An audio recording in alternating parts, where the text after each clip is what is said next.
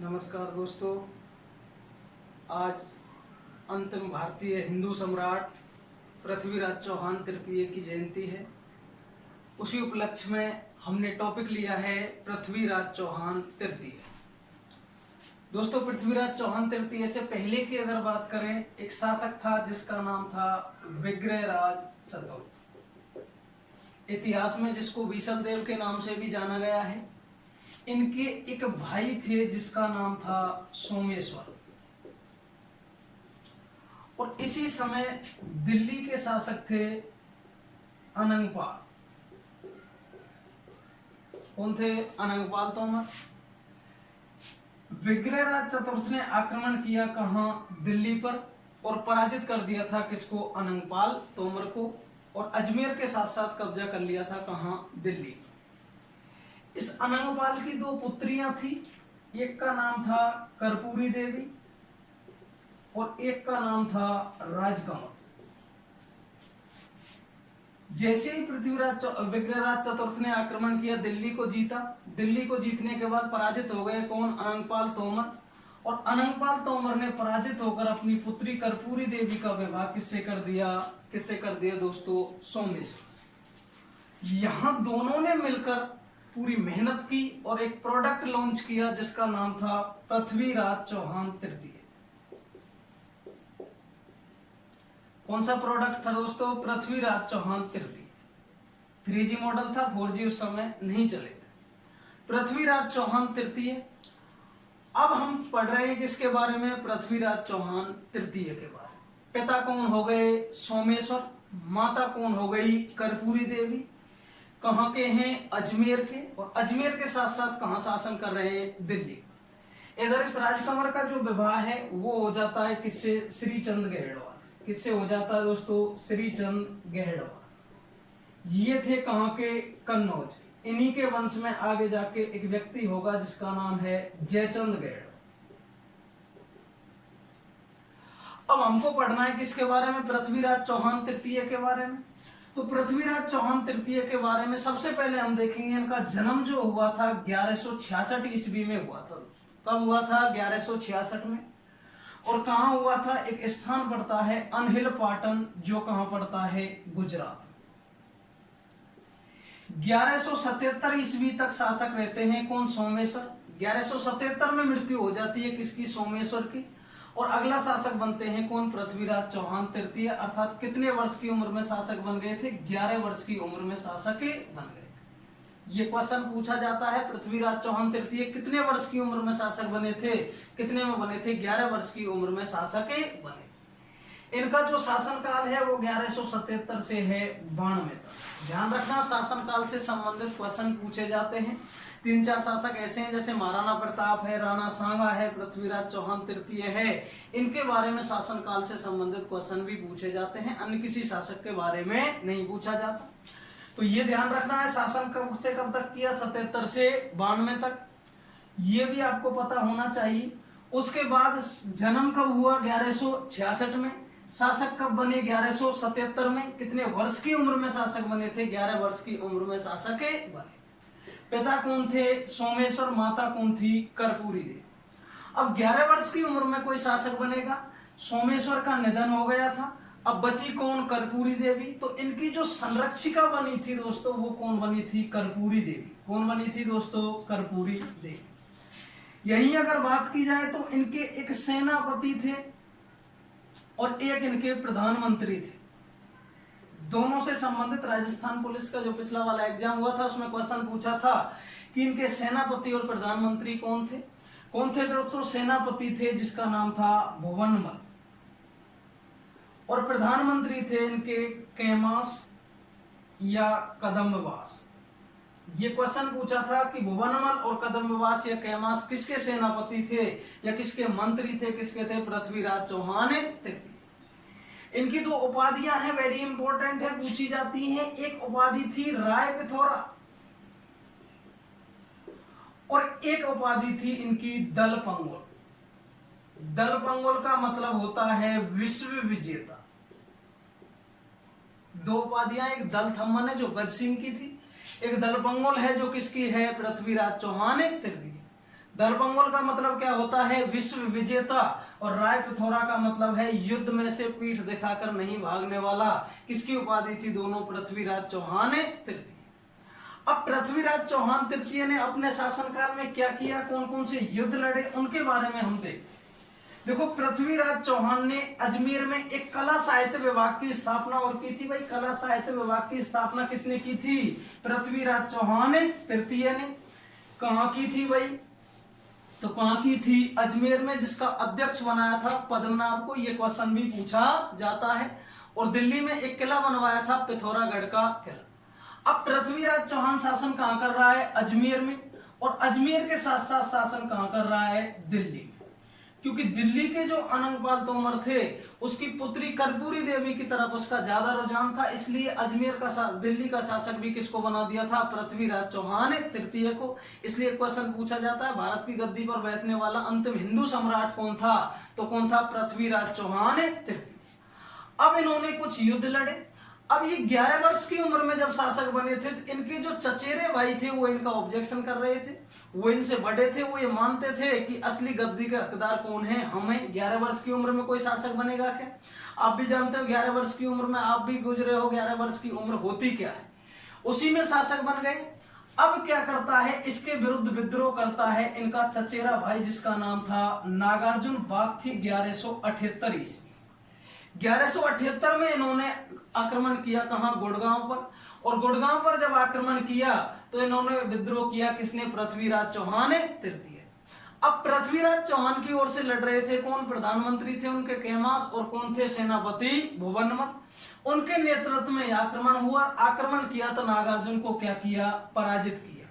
और यहाँ की जो जनता जिसने साथ दिया था नागार्जुन का, उसको कटवा दिया था। किसने? पृथ्वीराज चौहान तृतीय ने। उन पर राजद्रोह का केस लगाया। राजद्रोह का मतलब होता है डायरेक्ट सजा ए मौत।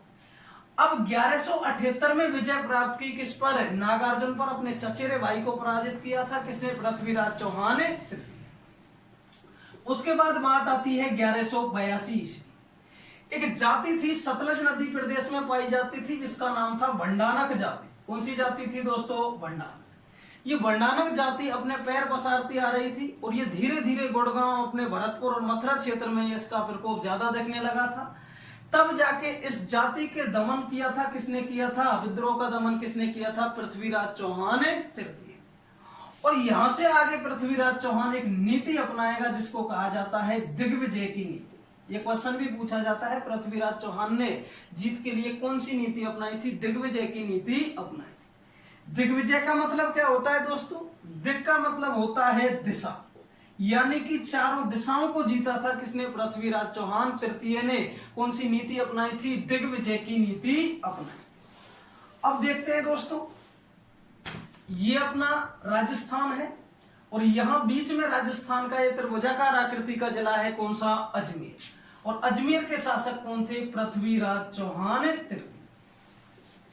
यहां एक जगह पड़ती है महोबा, यहां एक जगह पड़ती है कन्नौज, यहां एक क्षेत्र पड़ता है गुजरात, और यहां जगह पड़ती है गजनी। गजनी का था गौरी, वो हम बाद में चर्चा करेंगे। महोबा के जो शासक थे उसका नाम था पद्मार्दी देव चंदेल। कौन थे? पद्मार्दी देव चंदेल। होता क्या है? पृथ्वीराज चौहान की सेना गई थी कहां? दिल्ली। ये दिल्ली से जब लौट रही थी तो इस समय पृथ्वीराज चौहान की सेना में कुछ घायल सैनिक थे और घायल सैनिकों को मरवा दिया। किसने? पद्मार्दी देव चंदेल। इस बात का पता चला किसको? पृथ्वीराज चौहान तृतीय को। पृथ्वीराज चौहान अपनी सेना लेकर गया और एक स्थान पड़ता है यूपी में, नारायणा। कौन सा स्थान पड़ता है दोस्तों? नारायणा। नारायणा में जाकर पड़ाव डाला। किसने? पृथ्वीराज चौहान तृतीय ने। इस बात का पता चला किसको? पद्मार्दी देव चंदेल।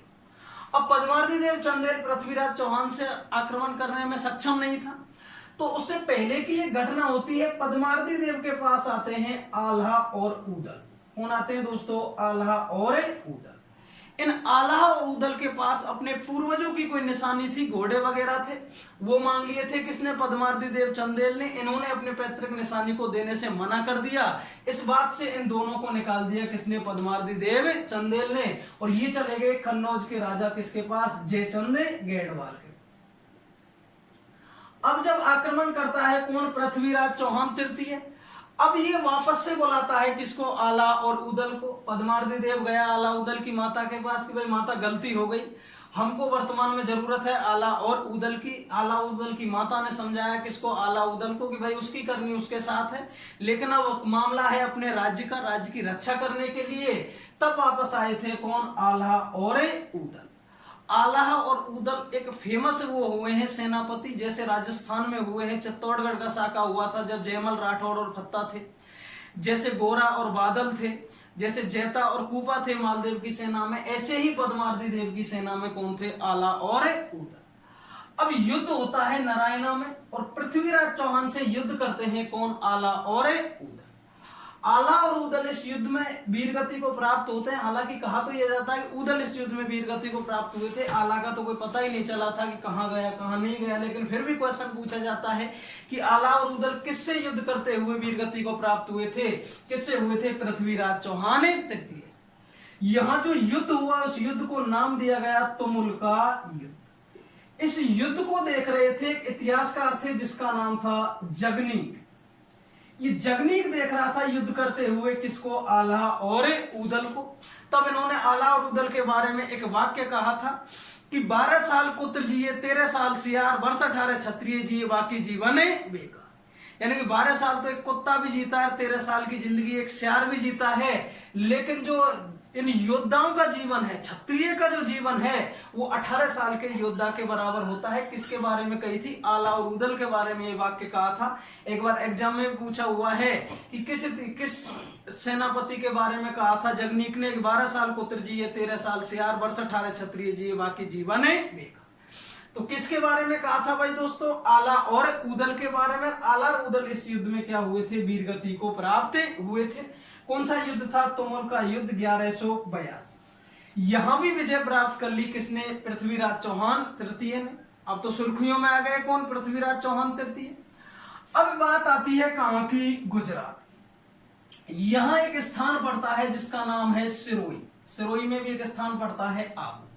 वहां के शासक थे जैतर सिंह। जैतर सिंह की लड़ाई हो गई थी किससे? गुजरात के थे भीमदेव चालुक्य, और वो भी कौन से नंबर के थे? दूसरे नंबर के। इससे युद्ध हुआ। जब युद्ध हुआ जयद्र सिंह से, तो उसने सहायता के लिए बुलाया था पृथ्वीराज चौहान के पिता किसको? सोमेश्वर को। अब सोमेश्वर इस युद्ध में इस भीमदेव से युद्ध करते हुए मारे जाते। इसका मतलब भीमदेव से दुश्मनी हो गई किसकी? पृथ्वीराज चौहान तृतीय की। अब सिरोही की एक राजकुमारी थी जिसका नाम था इच्छनी। दोस्तों नाम ही जिसका इच्छनी है, इच्छाओं की पूर्ति करने वाली, उसको तो हर कोई प्राप्त करना चाहेगा। अब इच्छनी को प्राप्त करना चाहता है कौन? भीमदेव चालुक्य। लेकिन इच्छनी किसको प्राप्त करना चाहती है? इच्छनी की इच्छा क्या है? पृथ्वीराज चौहान तृतीय को प्राप्त। अब इच्छनी क्या करती है? खत भेजती है किसके लिए? पृथ्वीराज चौहान तृतीय के लिए। पृथ्वीराज चौहान आता है क्योंकि वैसे भी उसको पिता की हत्या का बदला लेना था। इसने भीमदेव चालुक्य को क्या कर दिया था? पराजित, और इच्छनी से क्या कर लिया था? विवाह। उसके बाद स्थिति आती है किसकी? कन्नौज की। स्थिति कहां की आती है? कन्नौज। कन्नौज के राजा थे कौन? जयचंद गहेड़वाल। और जयचंद गहेड़वाल की एक पुत्री थी जिसका नाम था संयोगिता। सुनी होगी कहानी आपने दोस्तों। पृथ्वीराज चौहान और इधर जयचंद की पुत्री है कौन? संयोगिता। अब पृथ्वीराज चौहान की तो चारों ओर नाम हुआ पड़ा था, पृथ्वीराज चौहान पृथ्वीराज चौहान। चारों ओर विजय प्राप्त कर रहा था कौन? पृथ्वीराज चौहान। अब ये प्यार करने लग गई संयोगिता किससे? पृथ्वीराज चौहान तृतीय। देखो अलग अलग इतिहासकार है, अलग अलग कहानी बताते हैं। कुछ तो ये बताते हैं कि संयोगिता गई थी कहां? दिल्ली, और दिल्ली में ही ननिहाल था किसका? पृथ्वीराज चौहान का।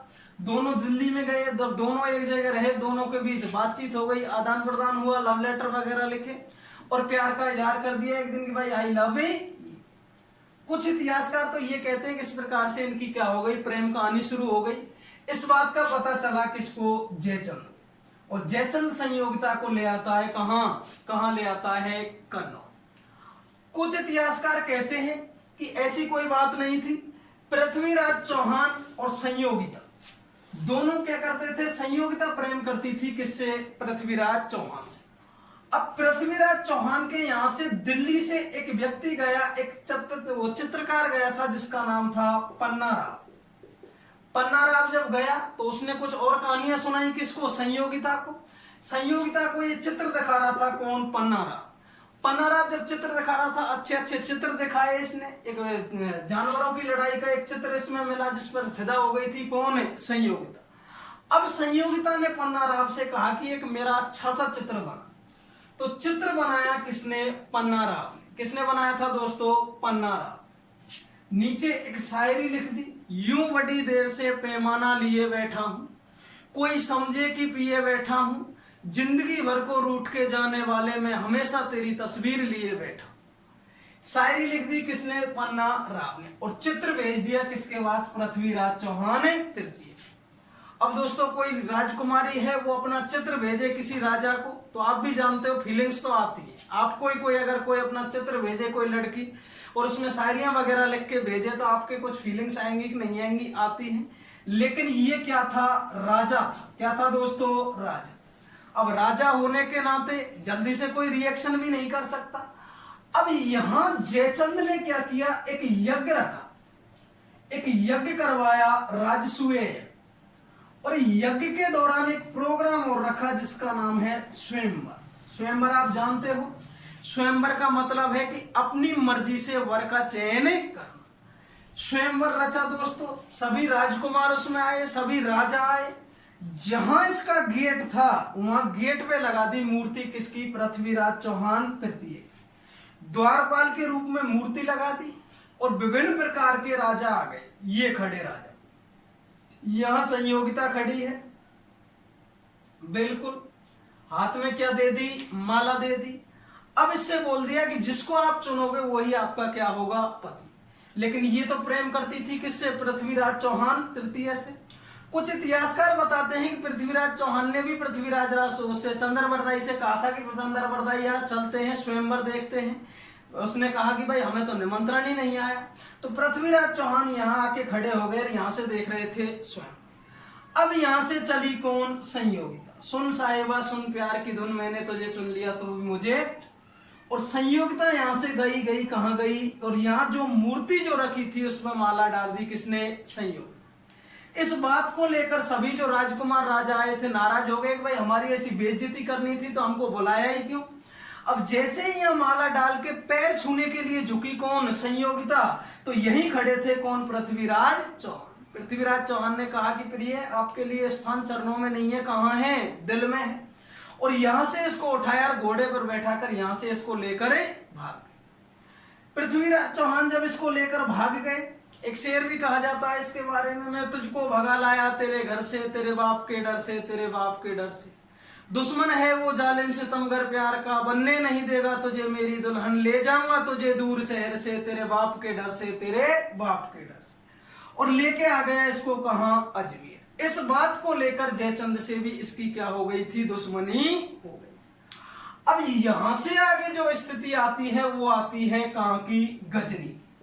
गजनी का शासक था कौन? मोहम्मद गोरी। बिल्कुल। यहां से आगे दो युद्ध बचे हैं अब, तराइन का पहला युद्ध और तराइन का द्वितीय युद्ध। वेरी इंपॉर्टेंट युद्ध है, उनकी बात करेंगे हम अगली वीडियो में। यहां तक का आपको कॉन्सेप्ट क्लियर होना चाहिए। जिस वीडियो को ज्यादा से ज्यादा अगर आपको पसंद आई हो तो लाइक करें, शेयर करें, चैनल को सब्सक्राइब करें और हमको कमेंट बॉक्स में बताएं ताकि हम जल्दी से आपको दूसरी वीडियो लेकर हाजिर हों। नमस्कार।